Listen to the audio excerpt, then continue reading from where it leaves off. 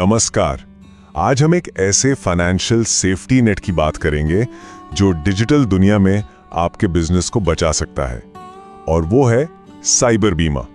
देखिए, ये कोई मामूली खर्चा नहीं है, बल्कि ये एक ऐसा निवेश है जो आपको एक ही झटके में दिवालिया होने से रोक सकता है। जरा सोचिए एक बार, सुबह सुबह आप अपना लैपटॉप खोलते हैं, काम शुरू करने के लिए एकदम तैयार, और अचानक स्क्रीन पर कुछ ऐसा दिखता है जो आपके पैरों तले से जमीन खिसका दे। दिल की धड़कनें एकदम से तेज हो जाती हैं, है ना? दिमाग जैसे सुन पड़ जाता है।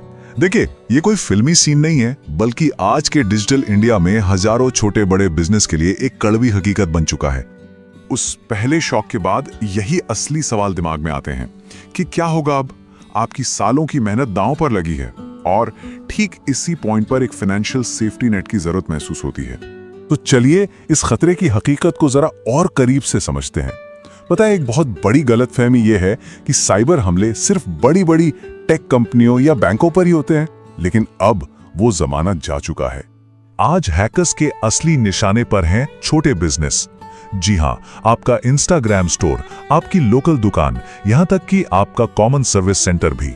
आज हर वो इंसान निशाने पे है जो डिजिटल तरीके से काम कर रहा है, और इसकी वजह बिल्कुल साफ है। छोटे बिजनेस जो कस्टमर्स का डेटा इकट्ठा कर रहे हैं, वो हैकर्स के लिए सोने की खान जैसा है। खुद सोचिए, एक बड़े बैंक के किले को तोड़ना मुश्किल है, पर एक छोटे ऑनलाइन स्टोर की सुरक्षा को तोड़ना कहीं ज्यादा आसान होता है। और अब तो टेक्नोलॉजी ने हैकिंग को और भी आसान बना दिया है। आज रैंसमवेयर एज अ सर्विस जैसे मॉडल आ गए हैं। इसका मतलब है कि जिसे हैकिंग नहीं भी आती, वो भी किराए पर हैकिंग टूल्स लेकर किसी पर भी हमला कर सकता है। इसी वजह से ये खतरा अब हर किसी के लिए है। तो इस "अगर ऐसा हो गया तो" वाले सवाल का जवाब क्या है? इसका जवाब है साइबर बीमा, यानी आपका फाइनेंशियल सेफ्टी नेट। इसको समझने का सबसे आसान तरीका है मोटर इंश्योरेंस का उदाहरण लेना। जैसे गाड़ी के एक्सीडेंट के खर्चे के लिए मोटर इंश्योरेंस होता है, ठीक वैसे ही साइबर हमले से हुए नुकसान के लिए साइबर इंश्योरेंस होता है। ये एक सीधी और पावरफुल तुलना है।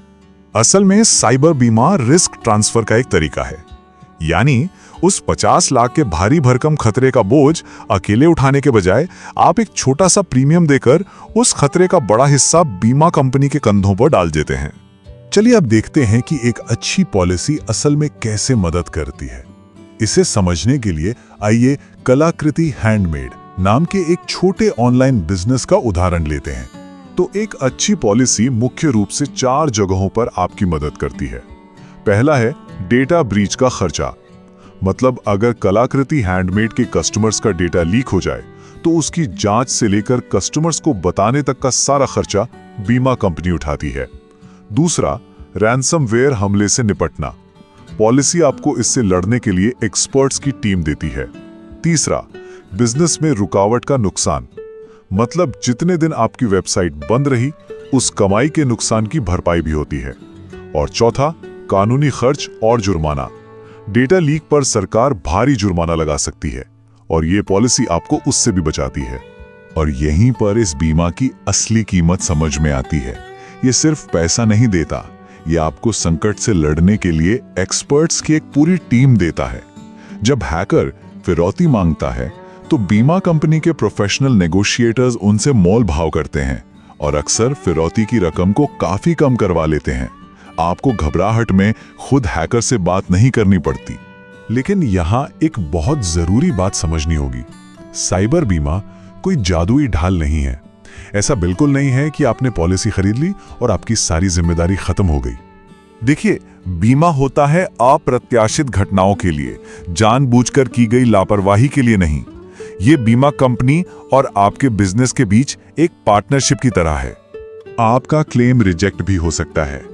जैसे अगर कलाकृति हैंडमेड ने अपने सिस्टम का पासवर्ड 123 रखा था, या महीनों से एंटीवायरस अपडेट नहीं किया था, तो बीमा कंपनी साफ कह सकती है कि आपने बुनियादी सावधानी नहीं बरती।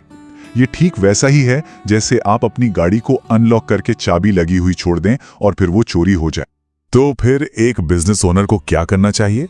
जवाब सिर्फ बीमा खरीदना नहीं है, बल्कि एक पूरी सुरक्षा की रणनीति बनाना है। तो आज का सर्वाइवल फॉर्मूला इन 3 परतों पर टिका है। पहली लेयर है रोकथाम, यानी मजबूत पासवर्ड रखना और अपने कर्मचारियों को फिशिंग ईमेल पहचानने की ट्रेनिंग देना। दूसरी लेयर है तैयारी, यानी अपने सारे जरूरी डेटा का रोज बैकअप लेना। और जब ये दोनों परतें भी काम ना आए, तब आती है तीसरी और आखिरी परत, आपका सेफ्टी नेट, साइबर बीमा। ये लाइन पूरी बात का निचोड़ है। साइबर बीमा हमले को रोकता नहीं है, लेकिन हाँ, अगर हमला हो गया तो ये आपको डूबने से जरूर बचाता है। तो हमने फाइनेंशियल सेफ्टी की तो बात कर ली, लेकिन एक आखिरी और शायद सबसे गहरा सवाल बचता है। चलिए मान लेते हैं कि कलाकृति हैंडमेड को बीमा का पैसा मिल गया, लेकिन कस्टमर्स का जो भरोसा टूटा, उसका क्या? पैसा तो वापस मिल सकता है, पर क्या कोई भी बीमा पॉलिसी उस टूटे हुए विश्वास को वापस खरीद सकती है? इस सवाल पर जरूर सोचिए।